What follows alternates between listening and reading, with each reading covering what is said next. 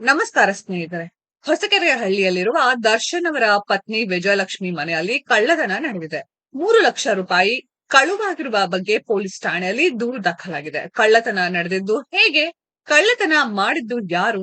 ಚಿತ್ರದುರ್ಗದ ರೇಣುಕಾಸ್ವಾಮಿ ಹತ್ಯೆ ಪ್ರಕರಣ ಸಂಬಂಧ ಜಾಮೀನು ರದ್ದಾಗಿ ಆರೋಪಿ ನಟ ದರ್ಶನ್ ಮತ್ತೆ ಜೈಲು ಸೇರಿದ್ದಾರೆ. ಪತಿ ದರ್ಶನ್ ಮತ್ತೆ ಜೈಲು ಸೇರಿದ ಸಂಕಟದಲ್ಲಿರುವ ವಿಜಯಲಕ್ಷ್ಮಿಗೆ ಇದೀಗ ಮತ್ತೊಂದು ಶಾಕ್ ಎದುರಾಗಿದೆ. ವಿಜಯಲಕ್ಷ್ಮಿ ದರ್ಶನ್ ಮನೆಯಲ್ಲಿ ಕಳ್ಳತನ ನಡೆದಿದೆ. ಲಕ್ಷಾಂತರ ರೂಪಾಯಿ ಕಳ್ಳತನ ಆಗಿರುವ ಬಗ್ಗೆ ದೂರು ದಾಖಲಾಗಿದೆ.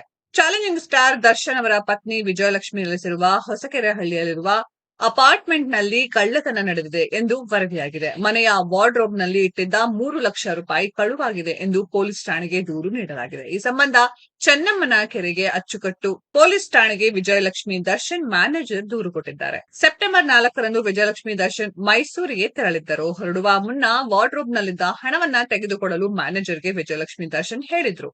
ವಾರ್ಡ್ರೋಬ್ ನ ಬಾಕ್ಸ್ ನಲ್ಲಿದ್ದ ಹಣವನ್ನ ತೆಗೆದುಕೊಟ್ಟು ಉಳಿದ ಹಣವನ್ನ ಅದೇ ಬಾಕ್ಸ್ ನಲ್ಲಿ ಮ್ಯಾನೇಜರ್ ಇಟ್ಟಿದ್ದರು. ಅನಂತರ ಮನೆಯ ಬೀಗವನ್ನ ತಾಯಿಗೆ ಕೊಟ್ಟು ಮ್ಯಾನೇಜರ್ ಕೆಲಸದ ಮೇರೆಗೆ ಹೊರಗೆ ಹೋಗಿದ್ರು. ಸೆಪ್ಟೆಂಬರ್ 7ರಂದು ಬೆಂಗಳೂರಿಗೆ ವಿಜಯಲಕ್ಷ್ಮಿ ವಾಪಸ್ ಆದರು. ಮಾರನೆಯ ದಿನ ಅಂದ್ರೆ ಸೆಪ್ಟೆಂಬರ್ 8ರಂದು ವಾರ್ಡ್ರೋಬ್ ನಲ್ಲಿ ಹಣವಿಲ್ಲದಿರುವುದು ವಿಜಯಲಕ್ಷ್ಮಿ ದರ್ಶನ್ ಅವರ ಅರಿವಿಗೆ ಬಂದಿದೆ.